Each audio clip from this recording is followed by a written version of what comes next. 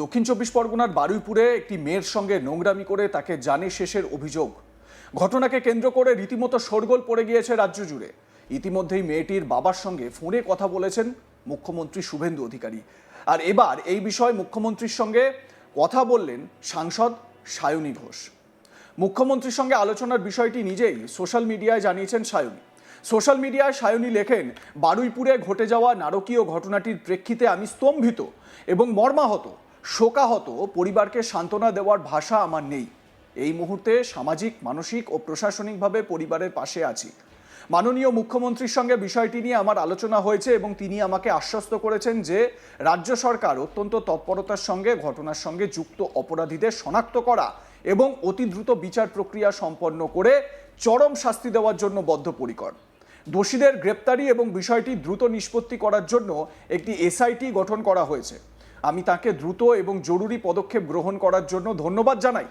স্থানীয় সাংসদ হিসেবে প্রশাসনের সঙ্গে যোগাযোগে থেকে তদন্তে কাজ যাতে সঠিক এবং দ্রুত সম্পন্ন হয় তার জন্য প্রতিনিয়ত সচেষ্ট আছি। ঘটনাটিকে কেন্দ্র করে জনরোষের জেরে গণপিটুনিতে একজন জানে শেষ হয়েছে, তারও তীব্র নিন্দা জানাই।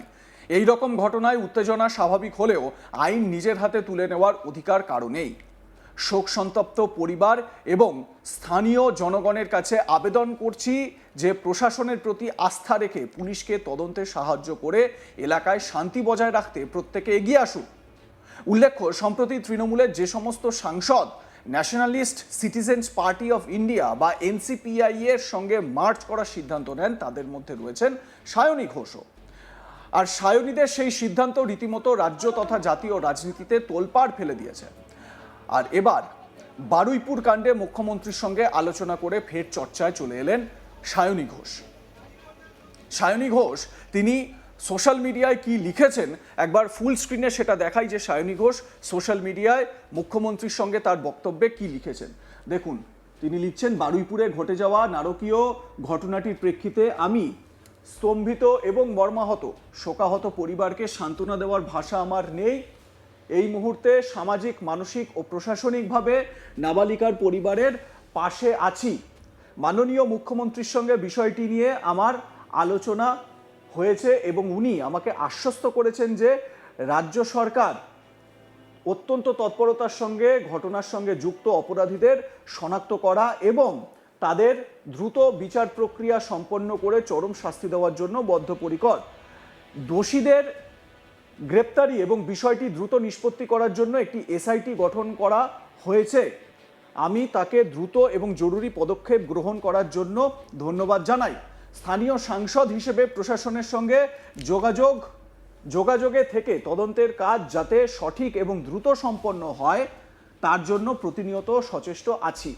ঘটনাটিকে কেন্দ্র করে জনরোষের জেরে গণপিটুনিতে একজনের মৃত্যু হয়েছে, তারও তীব্র নিন্দা জানাই। এই রকম ঘটনায় উত্তেজনা স্বাভাবিক হলেও আইন নিজের হাতে তুলে নেওয়ার অধিকার কারোর নেই। শোক সন্তপ্ত পরিবার এবং স্থানীয় জনগণের কাছে আবেদন করছি যে প্রশাসনের প্রতি আস্থা রেখে পুলিশকে তদন্তে সাহায্য করে এলাকায় শান্তি বজায় রাখতে প্রত্যেকে এগিয়ে আসুন। এই হচ্ছে সায়নী ঘোষের বক্তব্য এবং সেখানে মুখ্যমন্ত্রীর প্রশংসা করেছেন, মানে মুখ্যমন্ত্রী যে পদক্ষেপগুলো নিয়েছেন এই বারুইপুর কাণ্ডে তার প্রশংসা করে তিনি এই পোস্টটি করেছেন। উল্লেখ্য, এ প্রসঙ্গে আপনাদের বলে রাখি যে এই বারুইপুর কাণ্ডে প্রথম প্রতিক্রিয়া দিয়েছেন মুখ্যমন্ত্রী শুভেন্দু অধিকারী এবং শুভেন্দু অধিকারীকে যখন এই প্রশ্ন করা হয় তিনি বলেন যে পরিবারের লোকেদের সঙ্গে কথা হয়েছে তার এবং পরিবারের লোকেরা, ওই মেয়েটির পরিবারের লোকেরা যেরকম শাস্তি তারা চাইছেন বা যেই রকমভাবে তারা তদন্ত করতে চাইছেন বা যা তাদের দাবি সেই দাবিগুলোকে মেনে নেওয়া হয়েছে। একই সঙ্গে মুখ্যমন্ত্রী এও বলেন যে যারা দোষী তাদেরকে ক্যাপিটাল পানিশমেন্ট দেওয়া হবে, মানে সর্বোচ্চ শাস্তি বা মৃত্যুদণ্ড দেওয়ার কথা ঘোষণা করেছেন বা জানিয়েছেন মুখ্যমন্ত্রী শুভেন্দু অধিকারী। অন্যদিকে তিনি এটাও বলেছেন যে এই ঘটনার নেপথ্যে একজনকে তো গণপিটুনিতে শেষ করা হয়েছে, তার পাশাপাশি মুখ্যমন্ত্রী এটাও উল্লেখ করেন যে যেভাবে প্রতিবাদগুলো বা জনরোষ থেকে প্রতিবাদ ছড়িয়ে পড়েছে, যেরকমভাবে রেল লাইন উপড়ে ফেলা হয়েছে, বা চেষ্টা করা হয়েছে বা যেরকমভাবে পুরো পরিস্থিতিটাকে নিয়ে যাওয়ার চেষ্টা করা হচ্ছে, তাতে করে তিনি একটা ষড়যন্ত্রের ছবি লক্ষ্য করছেন। এবং তিনি বলেছেন যে অতীতেও সিএএ আন্দোলনের সময় বা সিএএর বিরোধিতায় যে আন্দোলন হয়েছিল, যে উগ্র আন্দোলন হয়েছিল, সেই আন্দোলনের ছবি মুখ্যমন্ত্রী দেখতে পাচ্ছেন বলে সোমবার জানিয়েছেন। একই সঙ্গে তিনি বলেন যে একদিকে যেরকম দোষীদের ক্যাপিটাল পানিশমেন্ট দেওয়া হবে, তার পাশাপাশি এর নেপথ্যে যারা ষড়যন্ত্র করছেন, আন্দোলনের নামে যে ষড়যন্ত্রগুলো হচ্ছে, তারা করছেন কেন? তারা করছেন কারণ তারা ভোটে হেরে, বেশ কিছু লোক তারা ভোটে হেরে অতৃপ্ত আত্মার মতন কাজ করছে এবং এই কারণে তারা এই ধরনের বিভিন্ন আন্দোলন বা এই ধরনের বিভিন্ন বিষয়গুলো তারা সংগঠিত করছে। এমনটাই অভিযোগ করেছেন মুখ্যমন্ত্রী শুভেন্দু অধিকারী। তিনি বলেছেন যে এরও সঠিক ব্যবস্থা করা হবে, এমন অ্যাকশন নেওয়া হবে যে তারা সেটা মনে রাখবে।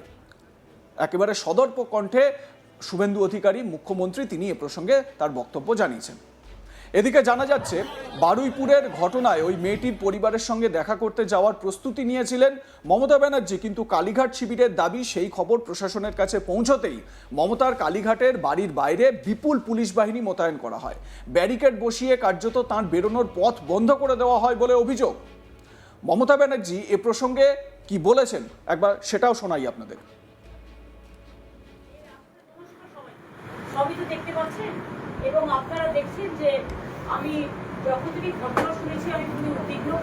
এর আগেও ভগবানপুর মিদনাপুরে, পটাশপুর মিদনাপুরে, কুচবিহারে, দুর্গাপুরে, বেহালায়, দিনহাটায়, পানিহাটিতে অনেক জায়গায় অনেক মেয়ে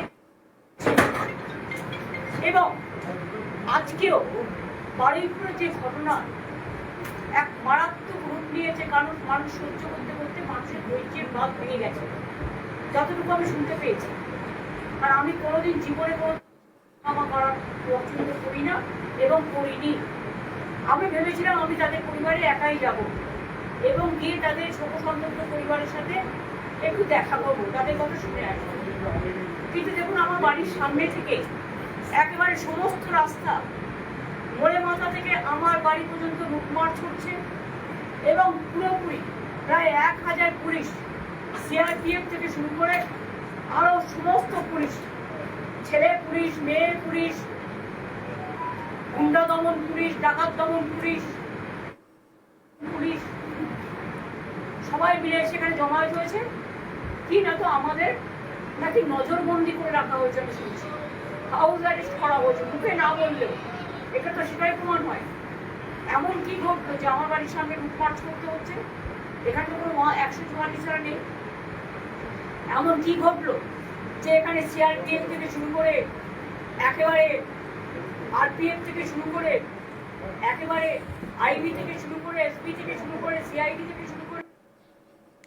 আপনাদের মতামত জানাতে ভুলবেন না। দেখতে থাকুন আজ তাক বাংলা, সাবস্ক্রাইব করুন আমাদের ইউটিউব চ্যানেলটি।